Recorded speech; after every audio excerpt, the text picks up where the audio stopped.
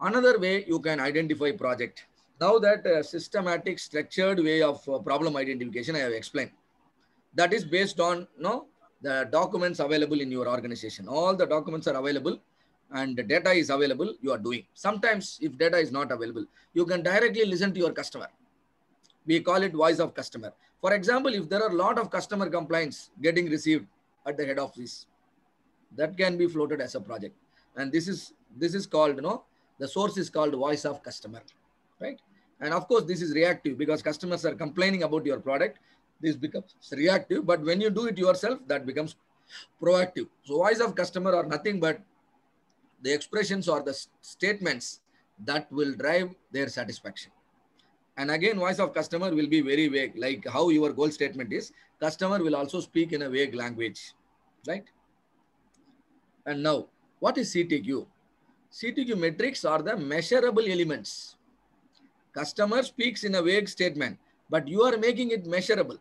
Now it is called critical to quality characteristics. For example, when you have taken a decision to join a black belt training program, you yourself might not have known your requirements properly. You might be speaking something like, I want to join a good training program. But what is good type of training program? God only knows. But when you start using numbers, for example, how many tools I will learn as part of the training program, is that the body of knowledge will be covered 100%. So these kind of questions make sure you are speaking using CTQs. These are measurable. But when you talk with the generic terms, less specific, and less specific statements are immeasurable. If something is immeasurable, your decision can easily go wrong, right? And so CTQs are the measurable elements. And now how do you collect the voice of customer? You collect it proactively or you collect it reactively. So reactively means customers are complaining about you, complaining about your product, complaining about your service, and so that becomes a source of information for you. Problems and service hotlines, customer calls, sales going down, sales going up, both are voice, right? And repeat business and contract cancellations, web page and social media activities. People are writing badly about your product in the social media. And of course, internal complaints. Your employees also may have a lot of concerns and a lot of suggestions, complaints are coming in the feedback and suggestion box. So all these things are project opportunities. Hope all of you are able to agree with me, right? And then proactive sources. What is proactive sources? You have the habit of interviewing your customer at periodic interval. Whenever they come to your business, they buy a product and you are asking them, why did you buy our product? Why do you ask that question? Because you want to understand, right? What is the plus and minus in your product? And similarly, whenever there are customers are coming for maintenance, customers are coming during failures, you do an interview, right? And focus groups, surveys, sales visit, and market research, benchmarking, and scorecards. Benchmarking is reading your competitor, right? How your competitors are doing better. So you are referring to them. When your competitors are doing better, but you are not doing better, that is also a project opportunity, right? And scorecards, dashboard, and all these things can reflect the improvement areas. An example, voice of customer. I don't want to wait too long to see the doctor. That is a voice of customer.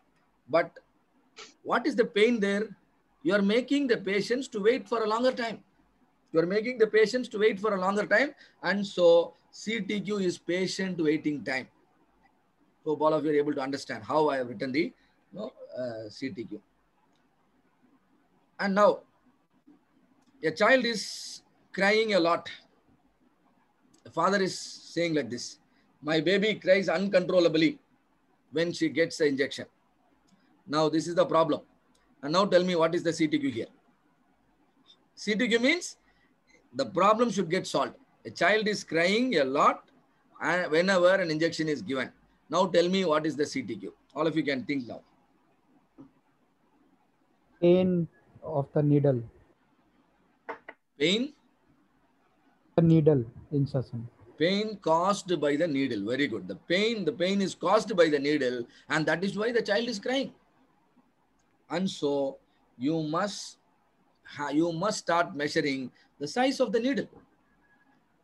We have seen many people dancing in front of the child, and giving the child a chocolate to, thinking that they are solving the problem, but they are not actually solving the problem. They are inviting a lot of other problems by giving chocolates and dancing. If you dance in front of the child, you know what will happen? The child will cry more. So better you identify the right CTQs. So the right CTQs are needle size. So needle size, they call it in medical field, they call it the gauge size. And each gauge will represent a particular mm. Look at the size of the gauge, 0.3 mm. Already it is 0.3 mm, not even 1 mm. But still the child is feeling painful. Now what is your project? Reducing the needle size further. 0.3, now you have to make it 0.2. Now when you make it 0.2, the needle size is a CTQ. Now CTB also becomes a problem. What is CTB? Now the medicine has to flow inside that 0.2 mm diameter. So you have to drill a hole inside. How will you, the inner diameter is the CTB, outer diameter is the CTQ. Outer diameter causes pain, inner diameter makes the injection to flow. Now you should be able to balance it. If you balance it, a marriage happens and a baby bonds. What is that baby? A new product. A new product with a good quality. If you are not able to balance this, it is only a concept. It is only a concept, and then no product will not bond, right? So this is how CTQ helps you in both improving the quality as well as development of new products. Okay.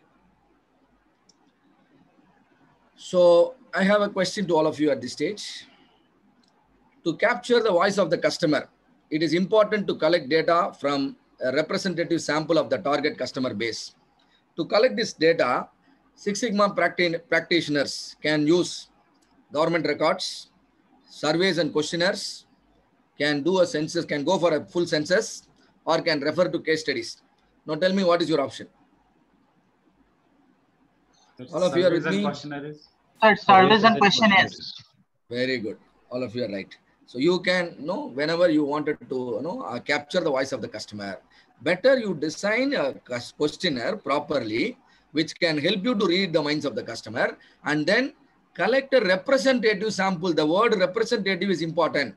Only when the representative sample is collected, it will represent the population. Then all your knowledge on normal distribution and other distribution can be applied.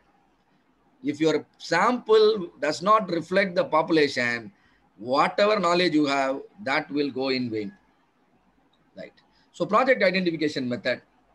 Problems can be